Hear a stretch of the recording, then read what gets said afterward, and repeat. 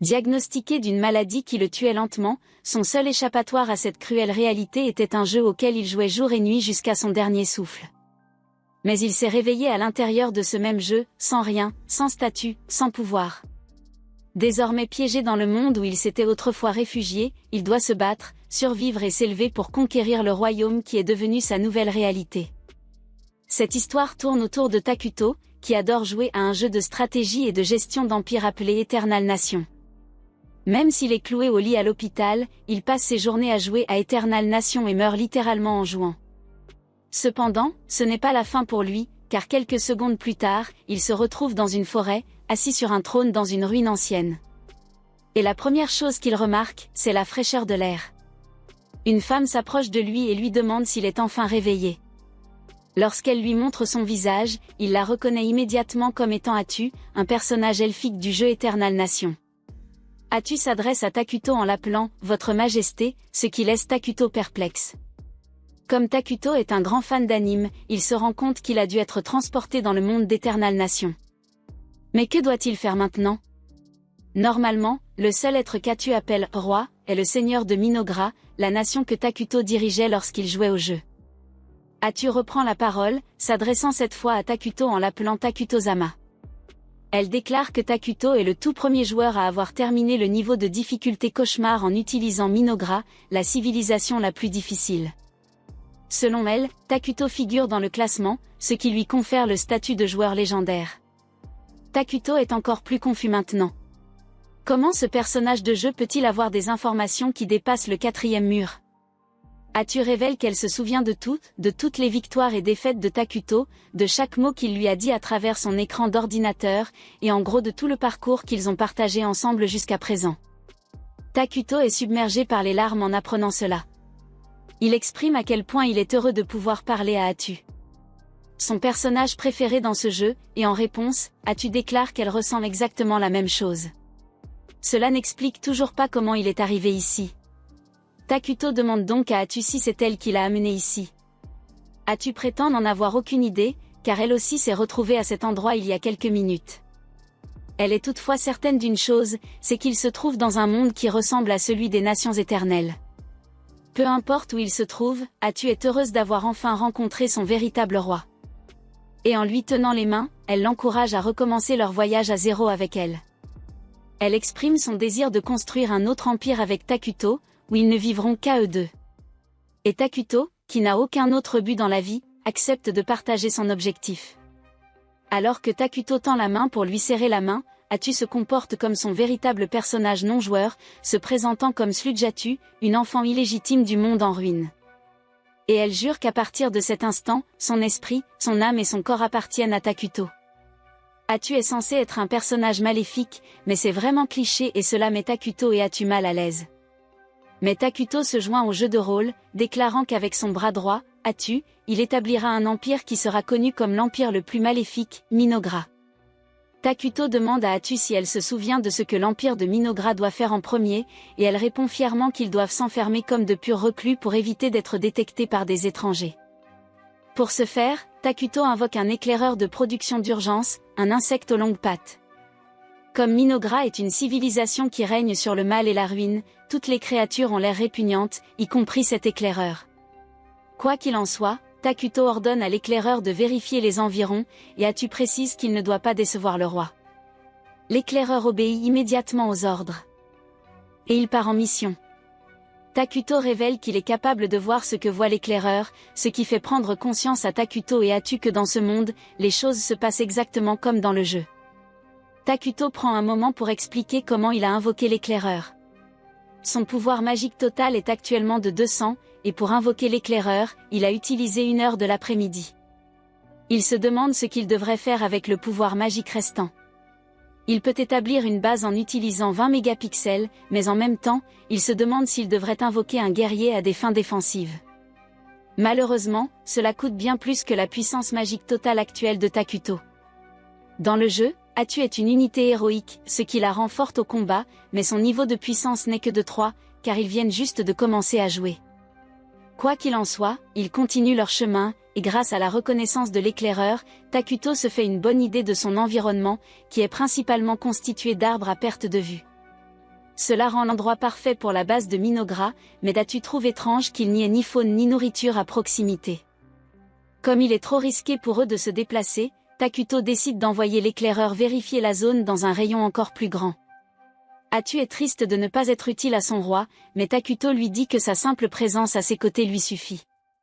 Elle est tellement émue par le compliment de Takuto qu'elle tombe instantanément amoureuse de lui. Pendant ce temps, l'éclaireur localise un camp où de nombreux elfes noirs ont trouvé refuge. Takuto se demande ce qu'il doit faire. S'il pénétrait accidentellement dans le territoire de quelqu'un d'autre, cela causerait des problèmes, donc la meilleure chose à faire serait de rester caché pour l'instant. Atu dit que si quelque chose de grave arrive, ils peuvent toujours prendre la fuite, alors Takuto retrouve sa motivation et décide de surveiller les elfes noirs à distance pour découvrir ce qu'ils font ici. Mais soudain, 3 elfes noirs surgissent, les mettant tous les deux dans une situation délicate. Takuto est choqué de découvrir que les elfes noirs qu'il compte éviter, ceux qu'il pensait fuir s'il venait à croiser son chemin, se trouvent juste devant lui. Lui et Atu se demandent comment cette rencontre va se passer, mais dans des moments comme celui-ci, la meilleure chose à faire est de rester calme. Et c'est exactement ce qu'ils font.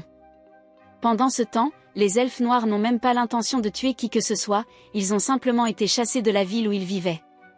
Et, tout en essayant de survivre, ils ont emmené tout leur peuple au plus profond de la forêt pour se mettre en sécurité.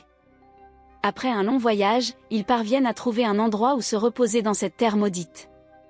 Mais ils n'ont pas de nourriture, ce qui signifie que tous leurs enfants vont mourir. Le capitaine des elfes noirs, Guy, erre dans la forêt maudite avec ses soldats. Ils craignent que ce voyage ne soit finalement inutile, car la terre est maudite et il n'y a aucun moyen d'y trouver de la nourriture. Certains d'entre eux se plaignent qu'ils auraient mieux fait d'abandonner et de mourir dans la ville, car ils finiront de toute façon par mourir ici. Ils maugraient à propos des rumeurs qu'ils ont entendues, selon lesquelles la forêt a été maudite par un homme et qu'aucune vie ni aucun amour ne peuvent y survivre. Guy met en garde ces hommes. S'ils perdent espoir maintenant, il n'y aura plus aucune chance pour les enfants qui les attendent. Il leur rappelle que les enfants croient en eux et qu'ils ne peuvent pas battre en retraite ou rentrer les mains vides. Pourtant, tandis qu'il continue à marcher, il réfléchit à leurs paroles. Au fond de lui, il sait qu'ils ont raison. Les chances de survie ici sont proches de 0, mais même si les autres ont peur et veulent abandonner, il est leur capitaine. Il doit les mener à la victoire. Alors qu'il avance, il sent les énergies de Takuto et Atu, et panique immédiatement. Il craint qu'ils ne les attaquent dès qu'ils les verront et qu'ils perdent son équipe. Ce qu'il fera ensuite décidera de l'avenir de sa race, il doit donc se montrer diplomate. Quand il arrive, il voit Takuto, qui ressemble à un esprit noir, et Atu, qui a l'air normal. Guy tombe immédiatement à genoux, et son peuple le suit. Il admet qu'ils ont commis une intrusion et qu'ils n'auraient pas dû venir ici. Atu exige de savoir pourquoi il est venu alors qu'il savait que cet endroit était interdit d'accès.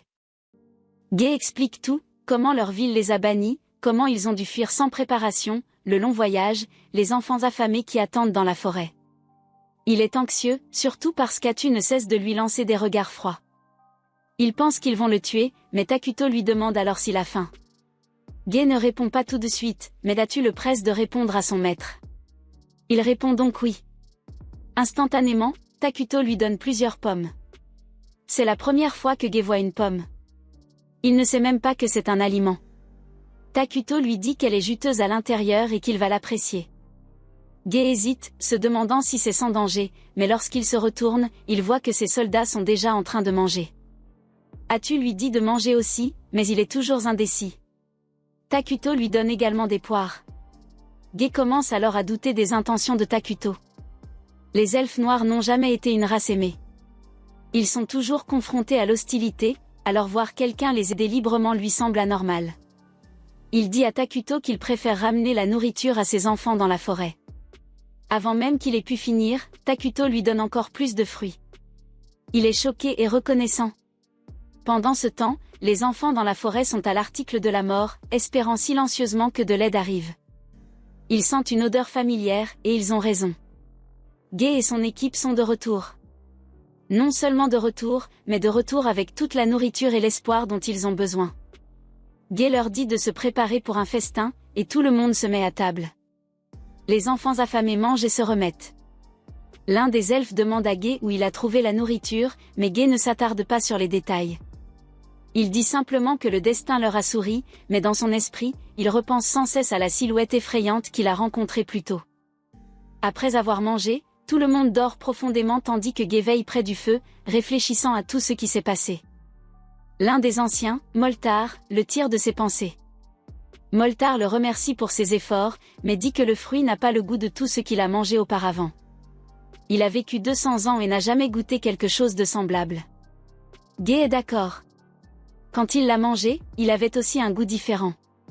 Moltar lui demande où il l'a trouvé, et Guy explique qu'ils ont rencontré une légende dans la forêt. Il révèle qu'il s'était aventuré dans la forêt maudite et y avait rencontré une légende. Moltar se demande s'il s'agit du roi des ruines.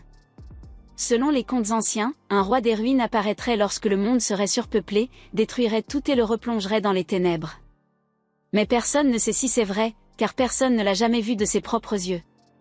Moltar demande si Takuto s'est présenté comme le roi des ruines. Mais Guy répond que Takuto ne s'est même pas présenté. Il s'est contenté de parler par l'intermédiaire d'une servante. Moltar insiste sur le fait que le roi des ruines ne donnerait jamais rien gratuitement. Qu'est-ce que Guy lui a offert en échange? Guy répond que c'était par pure bienveillance de la part de Takuto. Moltar n'y croit pas. Il dit qu'aucune créature des ténèbres ne donne quoi que ce soit gratuitement. Guy appelle Takuto le Grand et insiste sur le fait qu'il les a seulement aidés. Moltar rétorque que ce titre ne convient pas à quelqu'un comme le roi des ruines. Mais Guy reste ferme. Il les a aidés, donc il le mérite. Guy se demande s'il n'aurait pas mieux valu qu'ils meurent tous plutôt que d'accepter son aide. Moltar concède qu'il a raison. Il dit que lorsque le moment sera venu de rembourser la dette, il s'occupera des négociations avec Takuto, donc personne ne doit s'inquiéter. Guy regarde son peuple et se demande quand ils pourront enfin dormir paisiblement. Peut-être qu'un jour, ce sera le cas. Pendant ce temps, Atu est furieuse contre Takuto pour avoir gaspillé du mana en nourrissant des étrangers. Elle le fait s'agenouiller, et il tente de lui expliquer qu'il a simplement eu pitié d'eux. Elle est choquée et lui rappelle qu'ils ne savent même pas si Minagra sera paisible ou brutal, ni à quel point ils devront se battre. C'était un gaspillage de mana. Puis elle se reprend. Elle ne devrait pas parler ainsi à son roi, mais il lui rappelle qu'il ne peut pas vivre là-bas sans elle. Ils forment une équipe. Il se rend compte que lorsqu'il y avait les elfes noirs, il ne pouvait pas s'identifier à eux. Peut-être est-il timide. Atu ne l'avait même pas remarqué. Elle pensait qu'il jouait simplement son rôle de vrai roi, ne s'exprimant qu'à travers sa servante. Il se chamaille gentiment jusqu'à ce que son animal de compagnie revienne avec le rapport de son enquête. Quelle est exactement sa mission dans ce monde de jeu? Vont-ils survivre?